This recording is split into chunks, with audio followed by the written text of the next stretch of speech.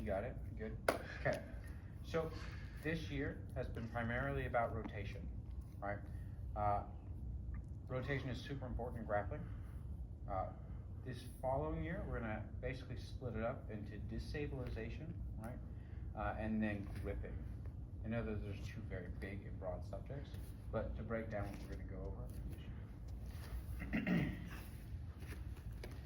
Destabilization doesn't just apply to being able to move someone off of their base, right? But also applies to how something breaks, right? I want to attack it how and why, right? Just like if he was in a turtle for me, if he's in turtle, and if I want to break the turtle position, I have to choose how to break the base points, right? Well, just like the limb only functionally operates certain ways, right?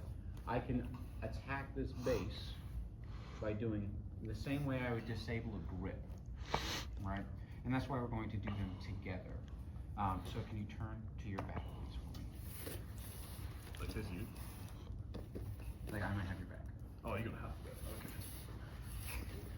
that. Okay.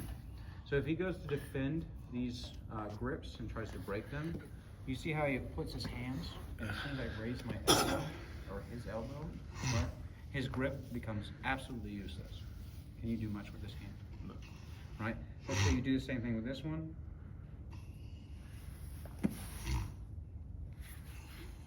These grips become useless, right? So this is how you can basically destructure grips through a type of destabilization, right? His hand is very good at pushing right now, right? If you put your thumb, like take a thumb grip, can you push my hand across your body, right? He can also pull, right? And pull it down. Think like this, because I can also pull like that, right? So we can see that his arm moves pretty well in this function, but as soon as I do something like this, can you push away from me? Yeah. Right? So once we figure out, right, how we can make these grips limited and destabilize their ability to function, we can also use those things to attack, right? Today, can I have you stand for me? All we're going to look to do is have some form or fashion of a closed grip around our opponent, and then we are going to destabilize them, right? Which means attack their base and get their hip to the floor. That's what we're looking to do, right? If it is like so, and I go hip to the floor.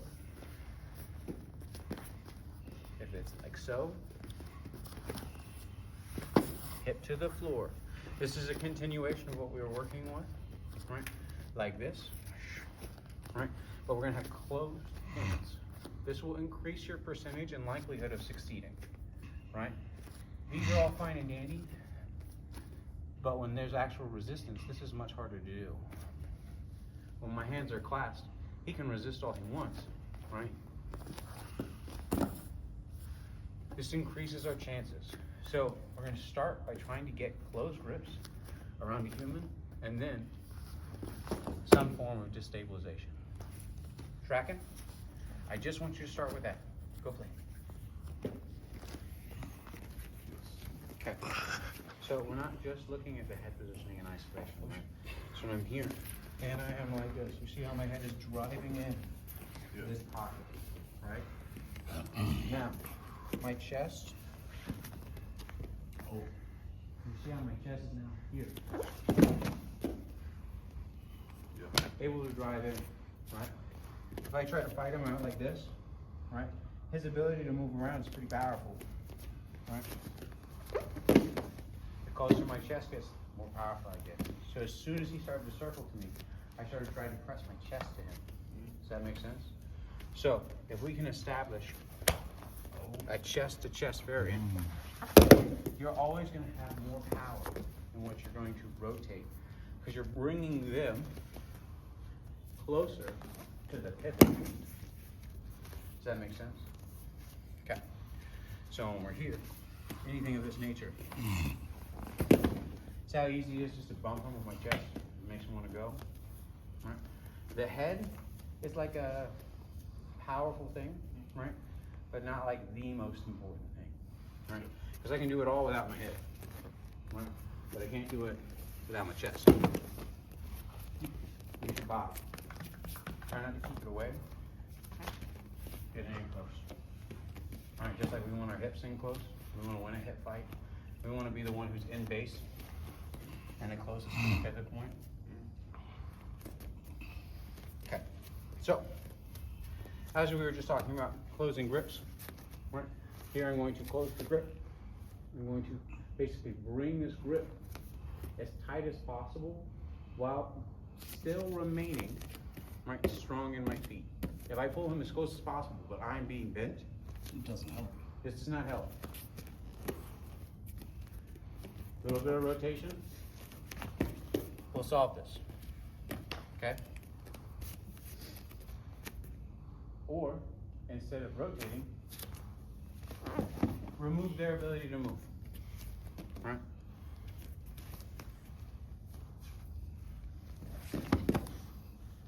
Making sense? We tracking so far?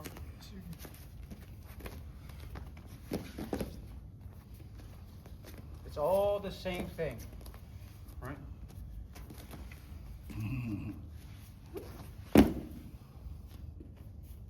I don't care how you do it. I want you to close your hands around somebody, right? I want you to play the same game. Now you can play this game chest contact, right? And then choosing to rotate yourself. Or you can play this game and block their ability to move. Tracking? All right, go give it a try. Okay, so now, I don't care, again, whatever you take. Whatever you take, literally does not matter. And however you fall, does not matter. As soon as you get to the floor, or while in the process of falling, I want you to tighten up your gripping, right? No matter what positioning you're in. What this is going to cause, no matter what you are holding, is some form of isolation, right? Or some form of misalignment. Tracking? Okay. So if this is head and arm, great. If this is just an arm, great, right? If this is just a neck, great. All those lead right into submissions, right? But more importantly, they lead into control. If I'm just sitting here like this, he's got a pretty decent time of just, you know, I want to move around, I can, right? As soon as I do this, do you feel more powerful like this? No. You do, right? I'm like this, we're just chilling, right? He's definitely able to move around, right? As soon as we fall, I'm definitely taking control. If I'm doing that around his neck, I am just choking him. I don't think that needs any more explanation. Does that make sense? Okay, so when you're doing this, I don't care what you take, right? You get body positioning, boom, even here, right? We're gonna take the floor, and with this, tight. See how my elbows are to my body? Can you get your limbs in between me and you? No. Make sense? And I can also trade off, so I can free up space. See how I've connected? Right? Oh.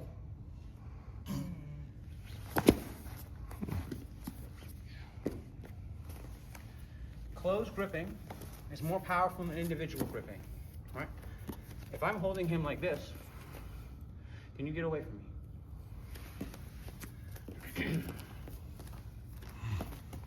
Do the same thing. Doesn't work, does it? Right? But like this, once you start doing that, and I try to start to close my hands, too little, too late. Right? Gripping, it's not supported by another grip, tends to be weaker. If I can close grips, I'm using my armpit on the other side to close this grip. All right? Can you break this grip? Break this grip. Easy, it's not supported. All right? Try to support your grips as much as you can.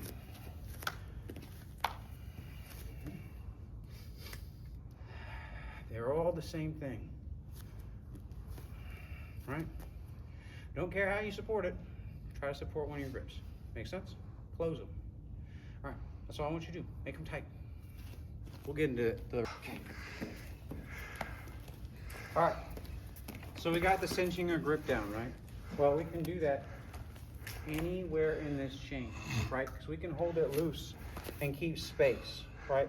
And then I can also take that space away, right? And we can start our submission looking or our prepping of isolation while in motion. This is like a bigger emphasis on judo because the time frame when you hit the ground is way smaller, right? So we have all day to play around, but we can improve our positioning, right, on the way where we're going. Don't sacrifice the control, hence why we're cinching and keeping it tight, right? But we can still improve, right, what we're doing. When we get here, right, do you feel like I can finish it? Yeah. Right? He was a C. We're going to start to cinch it. I can finish him standing, but assuming we're going down. We start to cinch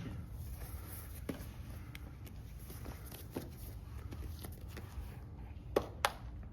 Start to cinch it. Right? You see how it starts to isolate his shoulder?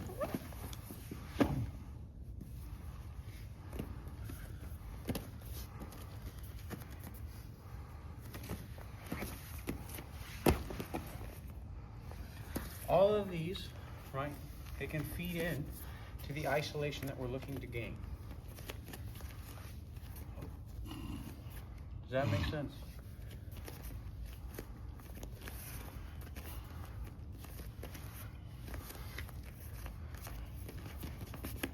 This is me improving my gripping before I even move, right? But then when we go to move, I'm still going to improve my gripping, tightening, squeezing, right? And then isolating their ability to move, right? What is that? Hooking, pressing out, causing hips to face a certain way, or not being able to move. Right? How does he rotate? This is me doing my destabilization, right? I'm gonna start to cinch while I go. He's a sleepy boy. I am very good.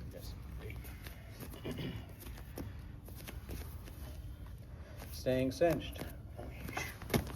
He posts. Right. I start to drive, keeping it controlled. And I put him on the pivot point. Can you use your legs very high? No. Right? And keeping it controlled. Now I pin both of his elbows. Do both of your elbows feel pretty controlled? Yeah. Yeah. I replaced my grip. I know you can't see. My gripping is on my thigh. It's close. Can you break my gripping? No. No. Kick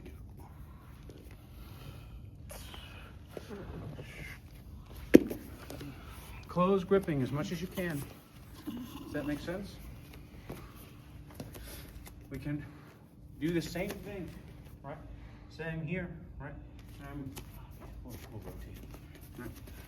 Same here, and I want to grab something else. I will not let go of this grip, right? Until I can dominate and control, right? And then I might go back to being a 2-on-1 so I can drag it across. But you see, even here, I'm going to start to try to close my gripping around. Now, don't do this to the point which you limit your own movement, right? And you hyperfixate on, oh, close everything, close everything. No, no, no. It is a powerful thing. It's not the only thing, okay? So don't take it in isolation. Tracking?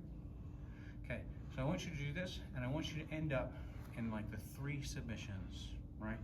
3 submissions being one, a choke, right, an arm bar, and then the other one, I'm sure you'll find it out. Is it a crank?